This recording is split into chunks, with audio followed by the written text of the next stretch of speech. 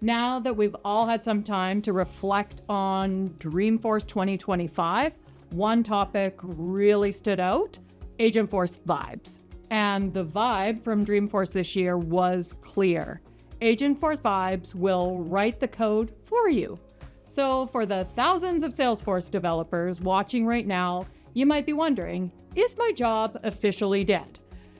To help unpack this, we're joined by Ishan Babar, our Salesforce core practice lead here at Ateko. Ishan, what was your key takeaway from Dreamforce, and how should developers be thinking about what comes next for them? Let's be really clear, because this is one of the most important questions in our ecosystem. No, the developer job is not dead, but the junior level coder role, the person who just simply translates requirements into basic Apex or a standard LWC, that role is transitioning. The hype says it writes the code. The reality is it writes the first draft. Agentforce Vibes is a phenomenal productivity multiplier, but it's not a replacement for the skilled developers. And to be honest, a lot of AI coding tools are trained on some relatively bad code. Yes, it will write unit tests.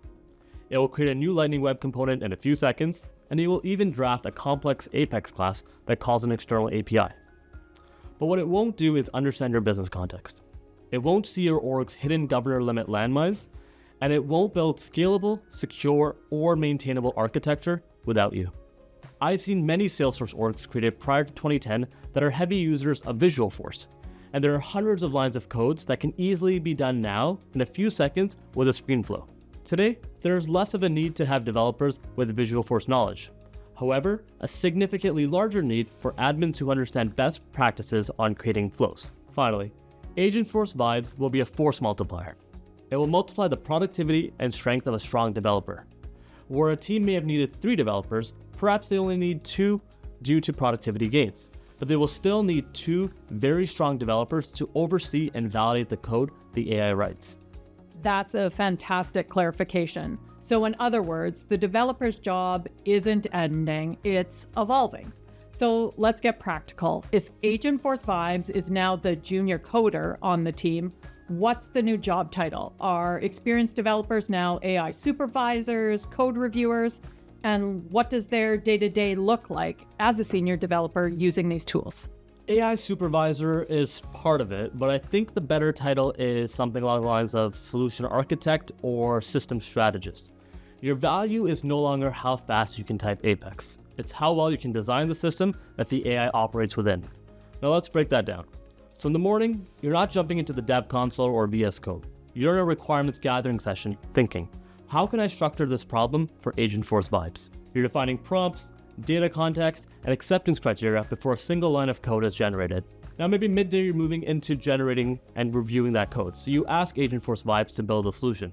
It generates the Apex, the LWC, and the unit tests. So now your job is to review, not for syntax, but for scalability, security, and maintainability. And let's say you move into the afternoon, you're now taking the feature that the AI built, integrating with other tools, flows, APIs, automations across the org. Now, Agentforce is the feature builder, the developer is the solution owner. You're being paid to think, to architect, and to be the human in the loop who understands risk and context. That's a huge pivot from the old heads down coding model. So for the developer watching right now, someone who's spent the last 10 years mastering Apex and is suddenly feeling a little left behind, what's the number one thing they need to do to stay relevant in this new Agentforce world? That's a great question. The most important advice I can give is stop obsessing over syntax and start obsessing over architecture and best principles. The AI has mastered syntax. It will always type faster than you, but what it will never understand is the why behind your org's design. So the single best thing you can do is focus on architectural principles. Go get your architect cert, read books about architecture, and even read books on clean Apex code. Don't just learn how to write an LWC, learn why you choose an LWC over a screen flow. Don't just learn how to write a loop, learn why that loop might break governor limits and how a different data model could have avoided those situations. And for admins, don't be afraid to be low code or even pro code. So here's what I would say is a new to-do list for every developer. Like I said, master architecture. Get your data architect and sharing and visibility architect certifications. These are 2 areas AI can't guess. Become a full platform expert. The wall between admin and dev is gone. The AI will write both Apex and also create flows, so you need to be able to understand both. And finally, learn to be a master reviewer.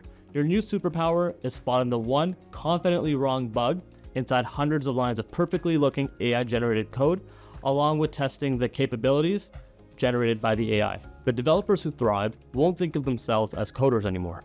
They'll think like architects. Ishan, that's incredibly powerful. So the message isn't your job is dead, it's your job is evolving from coder to architect, from typist to strategist. This is about leveraging these tools to build smarter, faster, and more scalable systems, not being replaced by them. So thank you for cutting through the hype and giving our developer community such clear, actionable insights. Of course, Agentforce Vibes isn't taking your job, it's changing what your job means. The future of development isn't just about typing code. It's about designing the systems that write it and improving the productivity of individual developers.